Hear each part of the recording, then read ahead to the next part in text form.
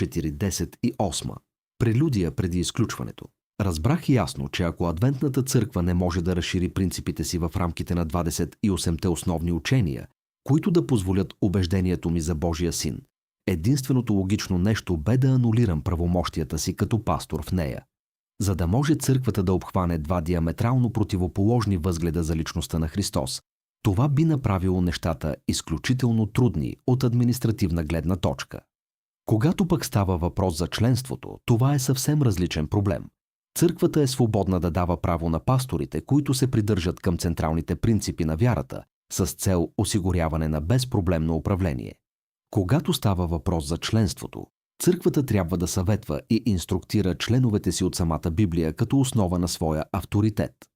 По време на една от двете ми дискусии с представител на отдела, говорихме по темата за 28-те основни учения, които се използват като кредо за дисциплиниране на хората. Той ме увери, че ще каже на ръководителите в конференция за това как трябва дисциплината на членството да се основава само върху Библията. След като загубих правомощията си и вече бях изправен пред перспективата на безработицата, изпратих имейл на местната конференция и показах имейла, който ми беше изпратен от отдела, като помолих дивизията да потвърди това, което и направи, както се вижда по-долу. 15 ноември 2009 година. Уважаеми председател на конференцията, моля намерете приложеното писмо за срещата в ЕКСЕК във вторник 17 относно моето ръкополагане. Ако можете да представите писмото ми пред комисията, бих оценил особено това. Моля също за копие от решението, което комисията вземе по моята позиция. Изпратих копие до секретаря на отдела в съответното поле, поради позоваване на едно изявление, което той направи в разговор, който последно проведохме преди година. В това отношение, секретар на областта на отдела, ако можете да проверите дали съм ви разбрал правилно и също така дали сте в състояние да следвате своето предложение, като пишете до президентите относно използването на основните учения в дисциплинарните действия. Моля се да имате мъдрост, председател на конференцията, в делото при тази ситуация. Най-добри пожелания. Ейдриан. Уарунга, 16 ноември 2009 година. Скъпи Ейдриан, благодаря, че ми изпрати копия от този имейл. Нека побързам да те уверя, че не съм забравил обещанието си да напомня на президентите за правилната процедура във връзка с църковната дисциплина и освобождаването от членство. На заседанието в съвета на председателите на президентския съвет на Южноокеанската дивизия, веднага след нашия разговор, имах презентация пред президентите в Австралия и Нова Зеландия и силно подчертах, че такава дисциплина, когато се изпълнява по причини на вярата и доктрината, трябва да се позовава на Библията. Сигурен съм, че съобщението бе чуто и бе посрещнато със съгласие. Това, разбира се, не винаги ще предотврати объркването в някои местни църкви. Бог да те благослови, секретар на полето. Директор на отдела по библейските изследвания. Към Южноокеанската дивизия. С голям интерес получих следното писмо от местната църква, където бях регистриран за член. 14 май 2012 година. Скъпи Ейдриан, както навярно знаеш, в момента църковните записи за членство показват, че твоето членство в църквата все още е валидно в CAS The Edens Landing. Уведомлението, че правомощието ти е отнето от конференцията на Австралийския съюз, бе прието с тъга.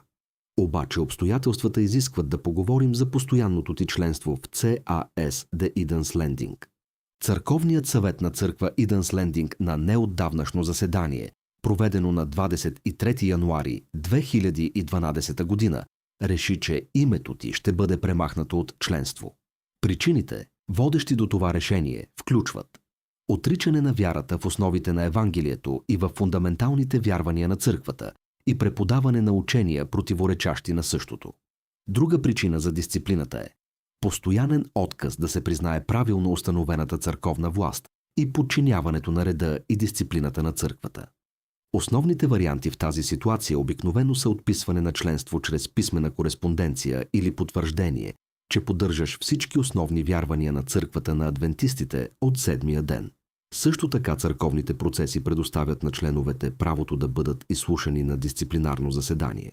Свикването на дисциплинарно заседание ще помогне за разрешаването на ситуацията, и ще ти даде възможност директно да уведомиш относно това каква е твоята позиция по този въпрос.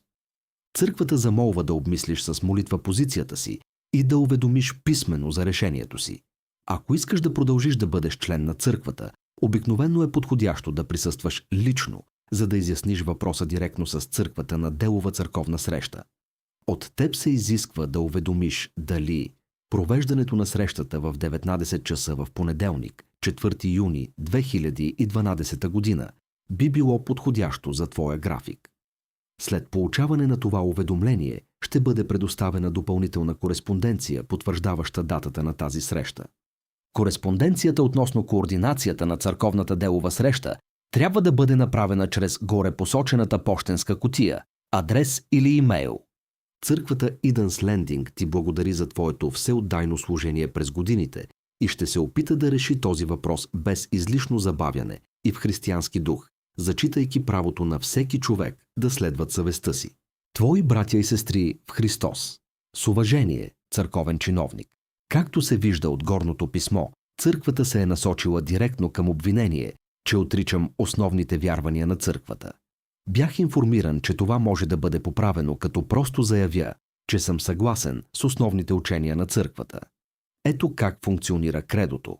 Библията не е цитирана и нито дори спомената. Човек е осъден според думите на хора, които твърдят, че това е според Божието Слово. Тази ситуация съответства точно на казаното от нашия пионер Джей Ен Лафбъроу, че ще се случи с църквата, ако изпадне в отстъпничество. Първата стъпка на отстъпничеството е да издигнем кредо, верою, което ни казва в какво трябва да вярваме. Втората е да направим това верою тест за членство, връзка. Третото е да изпитвате членове чрез това верою.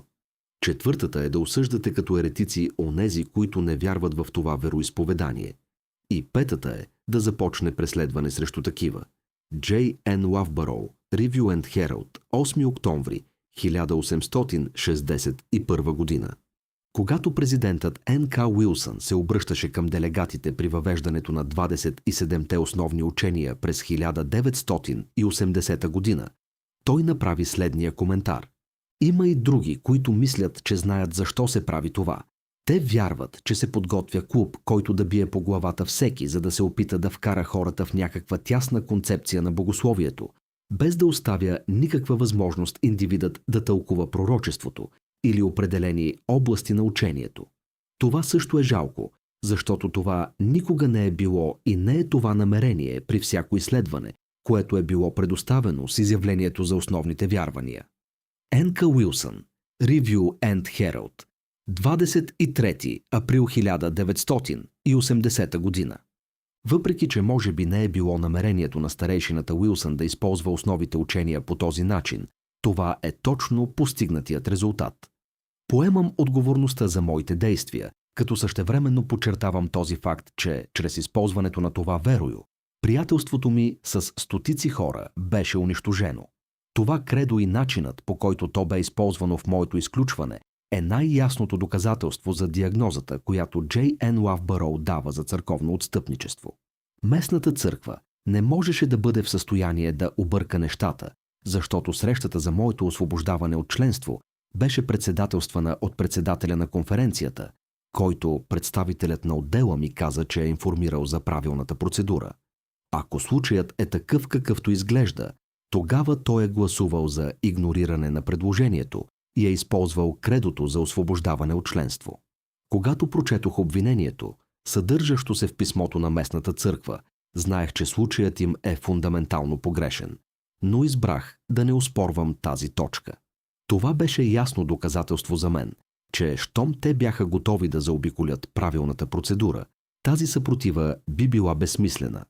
Алтернативата беше да се оспорва техния процес, което би дало като резултат впечатлението, че не почитам тяхното ръководство.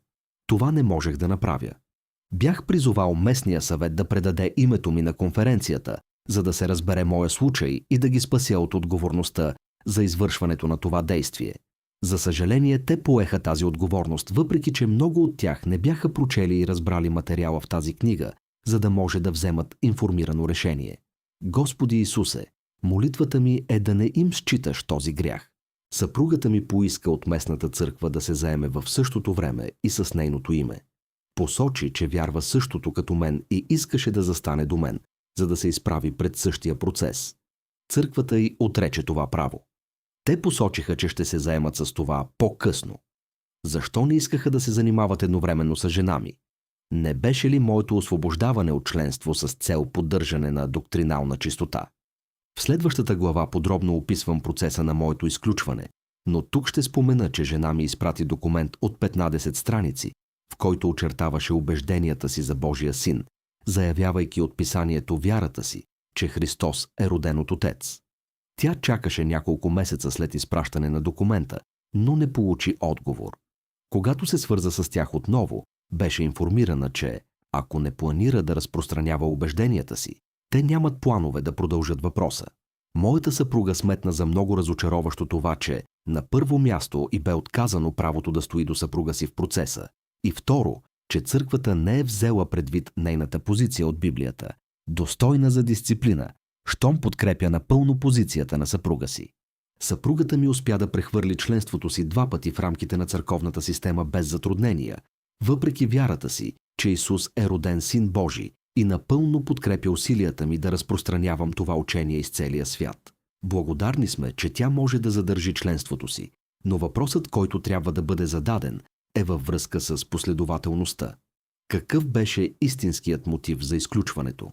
Същият въпрос може да бъде зададен относно случая на Крейг и Бронвин Джейкъбсън, които признаха пред църквата, че вярват в същото и въпреки това все още имат членство в църквата.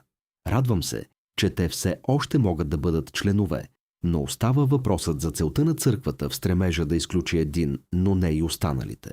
Онези, които имат уши да слушат, нека слушат.